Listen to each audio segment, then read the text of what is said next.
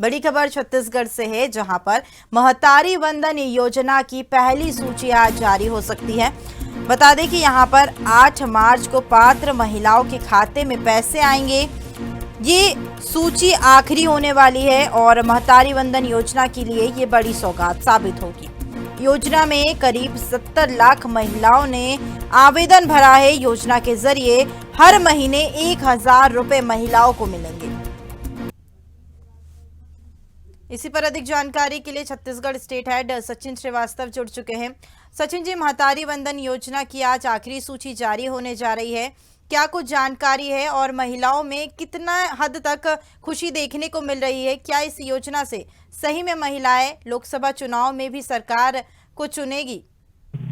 जी बिल्कुल, देखिए मैं आपको बता दूं कि महिला वंदना योजना मोदी जी की गारंटी पे छत्तीसगढ़ में आया है और इस मोदी जी की जो गारंटी पे ये योजना के तहत जो काम हो रहा है वो कहीं ना कहीं बहुत ही प्रशंसनीय है, क्योंकि जब बीजेपी की सरकार आती है और तुरंत ही ये काम शुरू हो जाता है। और देखिए सबसे बड़ी बात, अभी तक सरकार बने मुश्किल से 2 महीने हुए हैं, क्योंकि दिसंबर में सरकार बनी है और नई सरकार का गठन हुआ है और जनवरी और फरवरी, और इस योजना का असर इतना नजर देखने को मिला सरकार बनने के बाद ही इस पे लगातार काम चालू हो गया। इसके अलावा देखिए 20 फरवरी को इसका लास्ट डेट महिला वंदना योजना का जो तारीख रखा गया था वो 20 तारीख को रखा गया था। 20 फरवरी को आखिरी डेट, मगर उसका डेट फिर बढ़ा, क्योंकि बहुत सारी महिलाएं, आदिवासी महिलाएं या फिर बहुत सारी महिलाएं इस योजना का फायदा नहीं उठा पाई थी, जिसके कारण इस योजना का जो तारीख है उसको बढ़ा दिया गया।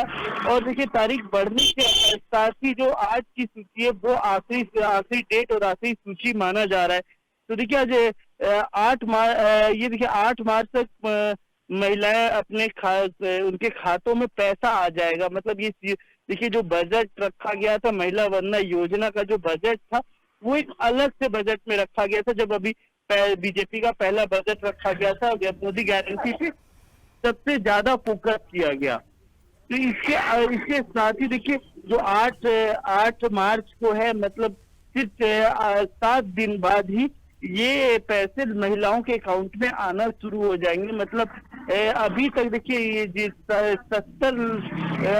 70 लाख महिलाओं ने फॉर्म को भरा है और उनका नाम निश्चित कर दिया गया है कि 70 लाख महिलाओं तक ये पैसे पहुंचेंगे। मतलब 8 मार्च को 70 लाख महिलाओं तक ये रकम पहुंच जाएंगे और मोदी जो गारंटी है, पहली गारंटी, ये पूरी होते नजर आएगी। इसके साथ में ये जो बजट भी रखा गया है और बजट में इसका प्रारूप अलग से रखा गया है, कहीं ना कहीं इससे बीजेपी को लोकसभा चुनाव में फायदा भी होगा। क्योंकि देखिए आचार संहिता लगने ही वाला है, मुश्किल से आचार संहिता लगने 13 मार्च को आचार संहिता भी लग जाएगा। तो उसके पहले ही जितने सरकार की जितनी योजनाएं हैं वो ग्राउंड लेवल पे देखने को मिलने लगेंगी। जी सचिन जी, जिस तरीके से बजट सत्र जारी था छत्तीसगढ़ में और छत्तीसगढ़ के बजट सत्र में विपक्ष की ओर से इस योजना को लेकर भी कई सवाल खड़े किए गए थे। फॉर्म को लेकर कुछ बात सामने आई थी, उसको लेकर क्या कुछ जानकारी, विपक्ष ने क्या कुछ कहा था फॉर्म को लेकर? साफ तौर से देखिए लगातार विपक्ष का जो रोल है वो अपना रोल अदा कर रही थी। जो योजना है महिला वंदना योजना, वो एक आंकड़ा लगाई। जब बजट पेश किया गया, जब बजट सामने आया और जब आंकड़े लगाए गए कि महिला वंदना योजना के लिए जो रकम राशि जो तय की गई है वो कब तक के लिए है।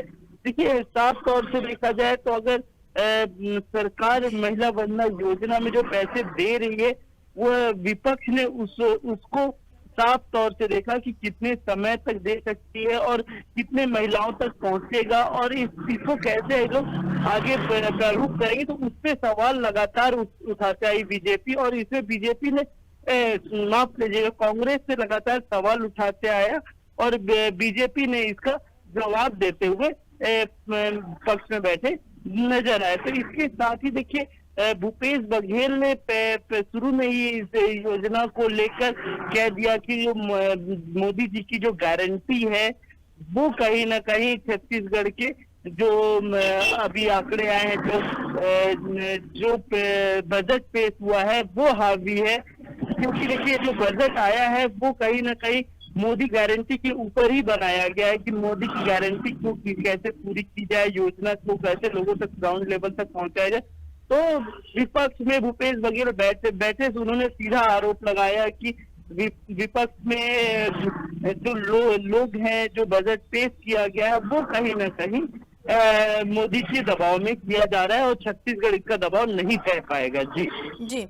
लगातार जो है विधानसभा चुनाव में भी महिलाओं और युवाओं पर फोकस करने का काम सरकार ने किया था। लोकसभा चुनाव भी आने वाले हैं, उसको लेकर भी महिलाओं के लिए महिला ये वंदन योजना की शुरुआत कर दी गई है। लेकिन अब युवाओं की बात करें तो युवाओं के लिए क्या कुछ खास सरकार की ओर से किया जा रहा है? देखिए, अब ये अभी तो महिला बंधन योजना की शुरुआत की गई है और युवाओं के लिए भी देखिए अभी जब से सरकार बनी है और तब से लेकर जब बजट पेश किया जा रहा था, बजट में ही शिक्षा 50,000 शिक्षा कर्मियों की भर्तियों की नियुक्ति की घोषणा हो जाती है। उसके साथ ही स्वास्थ्य विभाग में भी 40 से 50,000 पदों की घोषणा हो जाती है और ये सारी भर्तियां ओपन में करने की बात कही जाती है पक्ष द्वारा। और साफ तौर से देखिए युवाओं को घेरने के लिए, चाहे युवा महिला हो चाहे पुरुष हो, उसको घेरने के लिए आज के टाइम में रोजगार सबसे बड़ा साधन होगा। तो लगातार बीजेपी ने इस चीज पे फोकस किया। विधानसभा सत्र में ये लगातार गूंजता रहा कि हम लोगों जो छत्तीसगढ़ के वासी हैं उनको हम किस तरीके से, युवाओं को किस तरीके से नौकरी देंगे। उससे बात हुई। पुलिस प्रशासन में भी अगर हम बात करें तो अभी जाकर 50,000 पोस्ट ओपन भर्ती भी निकाला गया। तो लगातार देखिए अलग अलग विभाग में ही भर्तियां निकाली जा रही हैं कि युवाओं को और को कैसे टारगेट किया जाए जो छात्र।